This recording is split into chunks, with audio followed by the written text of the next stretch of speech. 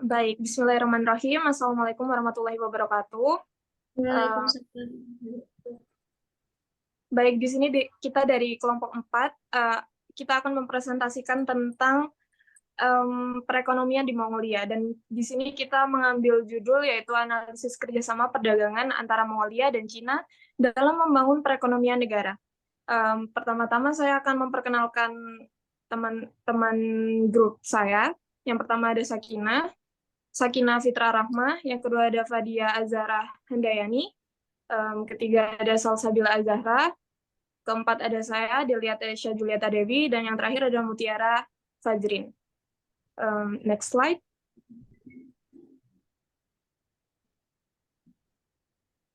Baik, untuk latar belakang akan dijelaskan oleh teman saya, Sakinah.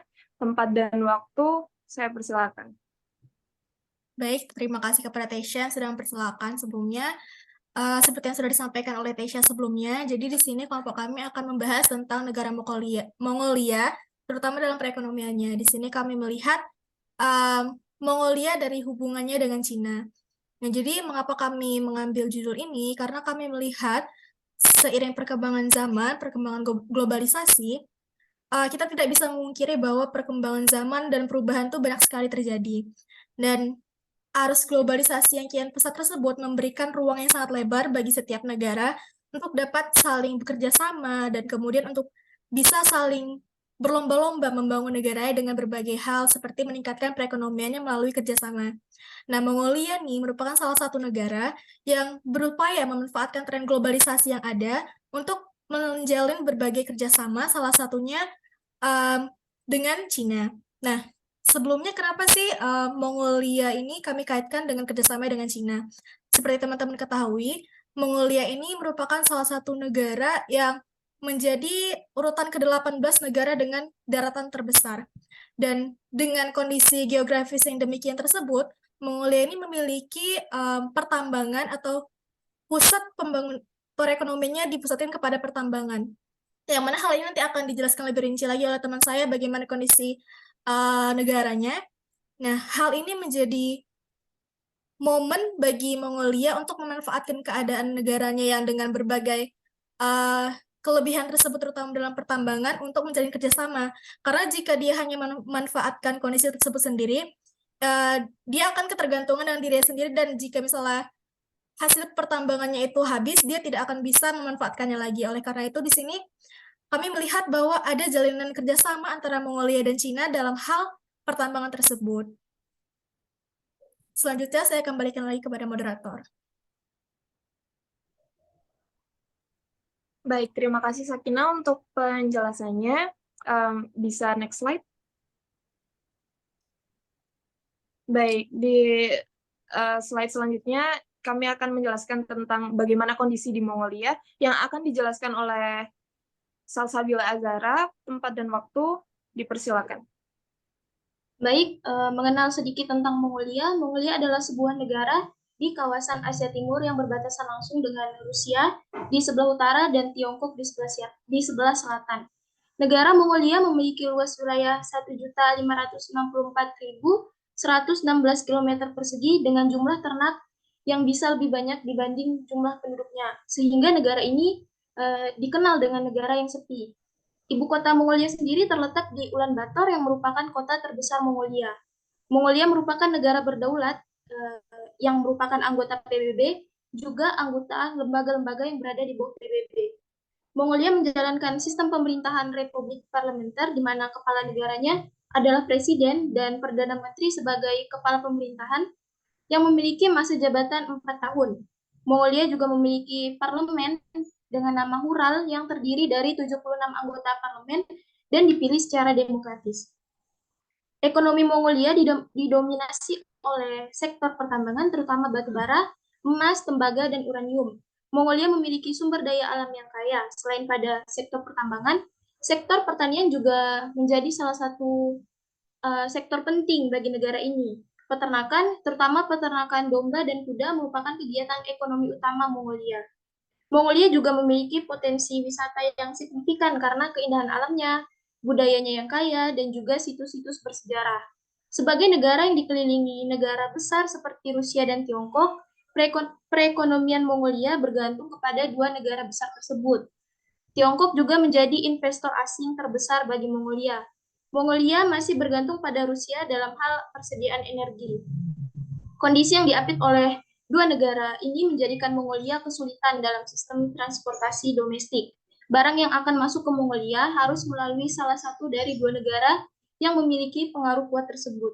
Hingga saat ini, perkembangan Mongolia tergolong kurang pesat jika dibanding negara-negara di sekitarnya.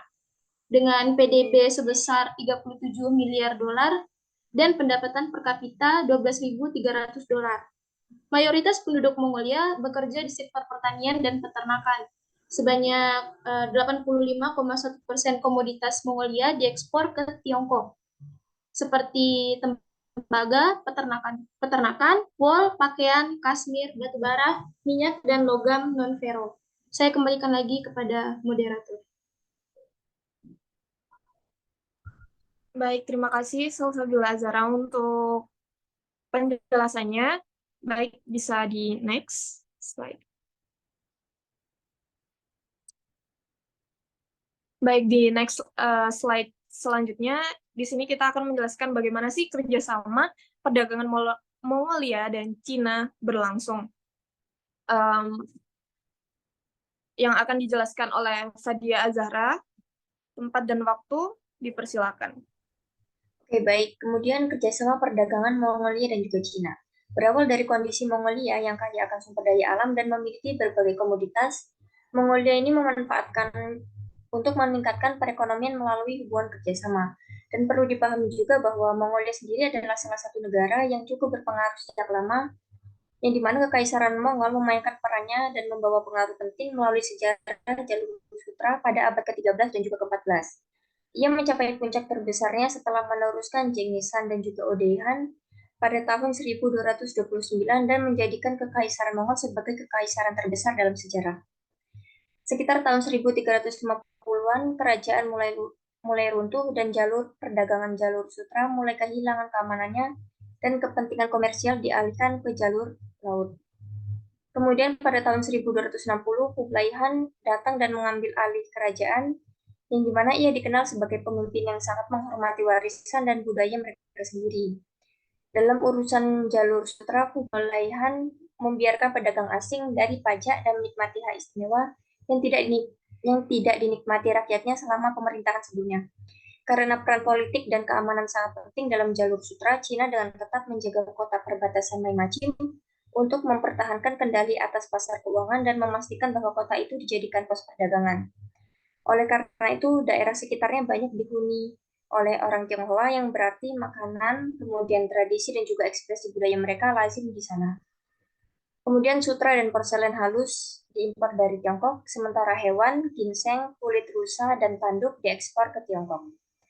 Orang Cina dan Mongolia juga bertukar teh, parfum, manik-manik, topi, sisir, dan peralatan makan yang tak terhitung jumlahnya.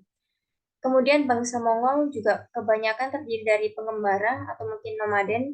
Banyak dari mereka berdagang di sepanjang jalur sutra. Karena itu beberapa orang Mongolia sering memilih untuk tinggal di Yurt, yang akhirnya budaya keramah tamahan berkembang di antara bangsa Mongol.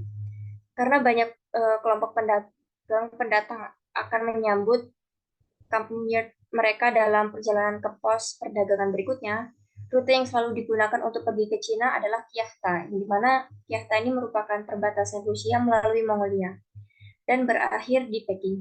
Kota utama jalur sutra yaitu Karakorum dan Ulaanbaatar, yang dimana Ulaanbaatar ini merupakan ibu kota Mongolia saat ini. Ulaanbaatar juga memiliki peran penting karena keterlibatannya dalam jaringan jalur sutra. Hal itu dianggap sebagai tempat yang sangat penting dalam agama Buddha dan memiliki status tertinggi kedua setelah Lhasa. Sebuah agama yang dibawa ke Mongolia melalui pertukaran pikiran, gagasan, dan juga kepercayaan melalui jalur sutra. Kemudian pada Oktober 2022, Menteri Perdagangan Tiongkok Wang Wentao dan Menteri Ekonomi dan Pembangunan Mongolia Ulaanbaatar mengadakan pertemuan ke-17 terkait Komisi Bersama Cina-Mongolia untuk Kerjasama Perdagangan dan Ekonomi, yang menampilkan perundingan terkait implementasi perdagangan dan bisnis utama serta mempromosikan kemajuan hubungan perdagangan bilateral. Nah, dalam pertemuan ke-17 itu kedua belah pihak membahas terkait rencana masa depan untuk lebih mengintegrasi Belt and Road Initiative atau BRI ke dalam program State Road guna meningkatkan perdagangan bilateral mereka, yang dimana memperdalam kerjasama investasi berikutnya dan juga memperkuat kerjasama perdagangan di tingkat regional. Karena peran pentingnya dalam BRI ini, Mongolia berupaya memperkuat kerjasama ekonomi dan perdagangan dengan Tiongkok. Nah, proyek ini khususnya pembangunan koridor ekonomi antara Cina dan juga Mongolia berpotensi memperdalam kerjasama ekonomi dalam hal integrasi ekonomi kawasan. Selain itu juga pemerintah Tiongkok telah berjanji kepada Mongolia untuk menginvestasikan kurang lebih sekitar 1,25 triliun US dollar dalam deposit mineral Mongolia pada tahun 2025 mendatang dan meluncurkan kurang lebih 32 proyek baru di Mongolia untuk meningkatkan hubungan antara Belt and Road dan juga jalur Sutra Stepa. Kemudian penjelasan selanjutnya akan saya kembalikan kepada moderator.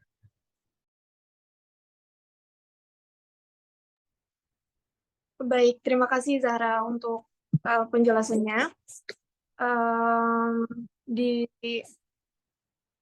Di slide selanjutnya, di sini kami akan menjelaskan tentang Mongolia dalam pembangunan negaranya, yang akan dijelaskan oleh Mutia. Tempat dan waktu dipersilakan. Baik, terima kasih kepada moderator. Mongolia dalam membangun negaranya menjadikan industri sebagai salah satu sumber utama dan didasarkan pada kekayaan mineral yang besar dan beragam di wilayah tersebut. Sekitar 60 jenis yang berbeda telah ditemukan di wilayah Mongolia dalam. Ada deposit biji besi yang kaya di Bayan Obo. Perkembangan industri di Mongolia maju pesat setelah tahun 1950, di mana berpusat di sekitar Bautou yang berkembang menjadi salah satu produsen besi dan baja utama di Cina. Pasar perbatasan Mongolia dan cadangan mineral yang besar merupakan peluang yang berpotensi menguntungkan bagi investor. Tetapi kerentanan terhadap goncangan ekonomi dan keuangan eksternal, penyelesaian sengketa yang tidak efektif, dan kurangnya masukan dari pemangku kepentingan selama pembuatan peraturan memerlukan kehati-hatian. Mongolia dalam menarik perhatian investor, tetapi ia juga kesulitan mengubah bunga menjadi investasi aktual, kecuali Mongolia merangkul lingkungan bisnis yang stabil yang secara transparan, dan juga menerapkan undang-undang dan peraturan yang dapat diprediksi. Terima kasih, saya kembalikan kepada moderator. Baik, terima kasih Mutia untuk penjelasannya. Jadi dapat disimpulkan bahwa perkembangan globalisasi telah mempengaruhi pembangunan nasional di Mongolia. Dan Mongolia sendiri memanfaatkan tren globalisasi untuk menjalin kerjasama dengan negara-negara dunia, terutama dengan Cina, karena Cina sendiri merupakan negara yang paling dekat dengan Mongolia, yang memiliki hubungan yang strategis, dan lebih dari 90% ekspor Mongolia ditujukan kepada Cina. Bahkan perlambatan pertumbuhan ekonomi Cina dapat mempengaruhi perekonomian di Mongolia. Mongolia berperan sebagai pemasok komoditas seperti tembaga, peternakan, wool, pakaian, yang sudah dijelaskan oleh teman saya tadi. Dan hubungan ini mengalami peningkatan seiring dengan perbaikan hubungan politik dan ekonomi antara kedua negara tersebut. Cina menjadi mitra dagang terbesar Mongolia, dan Mongolia menjadi sumber penting investasi asing bagi Cina. Jadi dapat disimpulkan secara keseluruhan, kerjasama antara Mongolia dan Cina ini menghasilkan kerjasama yang baik untuk pembangunan nasional atau pertumbuhan ekonomi di Mongolia. Mungkin kurang lebih seperti itu yang dapat kami sampaikan di kesempatan ini. Kurang lebihnya kami mohon maaf. Wassalamualaikum warahmatullahi wabarakatuh.